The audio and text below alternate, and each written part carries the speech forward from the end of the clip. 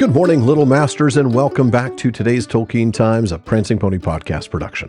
I'm the Man of the West, and it is time to wrap up week 102 and the 13th series of the TTT with Silmarillion Saturday. Now, these Saturdays are our chance to revisit the history and legends of the Elder Days, sometimes from the Silmarillion, but sometimes unfinished tales or maybe a deep cut from the history of Middle-earth. Last series, we laid a foundation for Tuor's arrival in Gondolin by reading of Maeglin, and then beginning of the Ruin of Beleriand and the Fall of Fingolfin. Now, this series, we finally got Tuor to Gondolin. Heck, we got Eärendil born. But there's always more connected material in the Silmarillion, so we're going to finish up of the Ruin of Beleriand and the Fall of Fingolfin this week, which will lead us to the Nirnaeth Arnoediad in Series 14. Now, last time, we read about Hurin and Huor's arrival in Gondolin and their break year. Most young people spend a break year backpacking across Europe or something, but not these boys. Gondolin or nothing.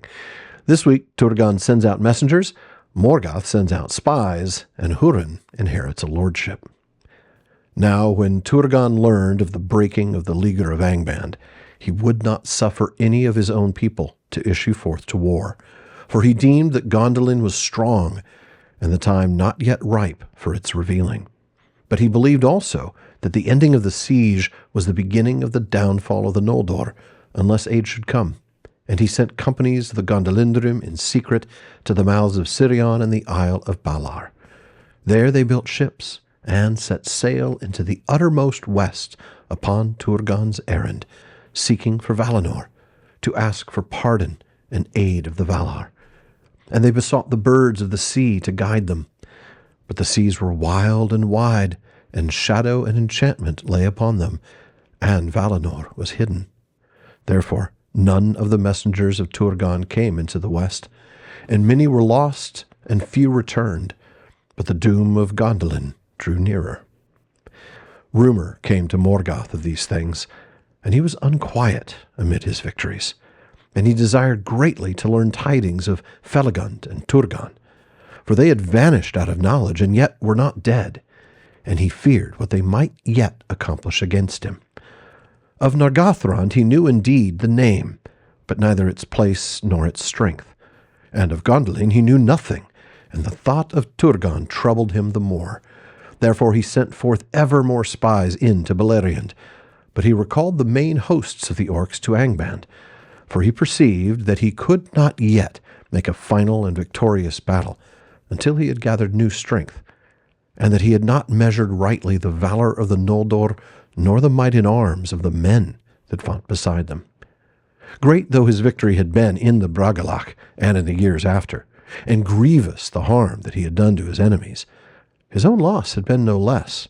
And though he held Dorthonion and the pass of Sirion, the Eldar, recovering from their first dismay, began now to regain what they had lost. Thus Beleriand in the south had a semblance of peace again for a few brief years, but the forges of Angband were full of labor. When 7 years had passed since the fourth battle, Morgoth renewed his assault, and he sent a great force against Hithlum. The attack on the passes of the Shadowy Mountains was bitter, and in the siege of Aethel Sirion, Galdor the Tall, lord of Dorlomen, was slain by an arrow. That fortress he held on behalf of Fingon, the High King, and in that same place his father Hador Lorendal died but a little time before. Hurin his son was then newly come to manhood, but he was great in strength both of mind and body, and he drove the orcs with heavy slaughter from Eredwethrin, and pursued them far across the sands of Anfauglith. But King Fingon was hard put to it to hold back the army of Angband that came down from the north, and battle was joined upon the very plains of Hithlum. There Fingon was outnumbered, but the ships of Círdan sailed in great strength up the firth of Drengist, and in the hour of need the elves of the Falas came upon the host of Morgoth from the west.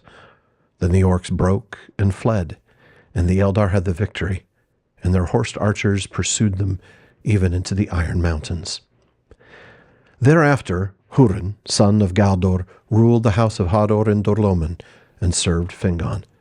Hurin was of less stature than his fathers, or his son after him, but he was tireless and enduring in body, lithe and swift after the manner of his mother's kin, Harith of the Haladin.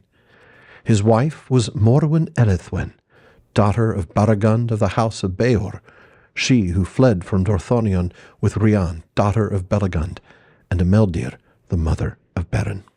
In that time also the outlaws of Dorthonion were destroyed, as is told hereafter, and Beren, son of Barahir, alone escaping, came hardly into Doriath. So Turgon sends out messengers, and while we read that none of the messengers of Turgon came into the west, many were lost and few returned, we know that at least one did return. If we go to the chapter on the Nirnaeth, we read, "At the bidding of Turgon, Círdan built 7 swift ships, and they sailed out into the west. But no tidings of them came ever back to Balar, save of one and the last. The mariners of that ship toiled long in the sea, and returning at last in despair, they foundered in a great storm within sight of the coasts of Middle-earth. But one of them was saved by Ulmo from the wrath of Osse, and the waves bore him up and cast him ashore in Nevrast. His name was Voronwe, and he was one of those that Turgon sent forth as messengers from Gondolin."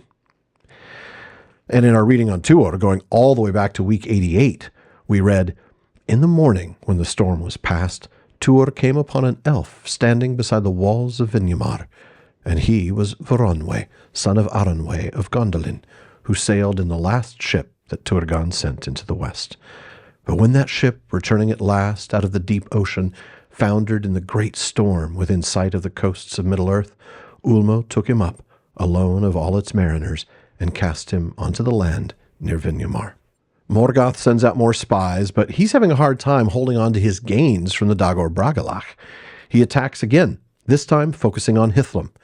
Galdor, lord of Dorloman and father of Hurin and Huor, is killed, and Hurin, at the age of only 21, inherits the lordship of his people.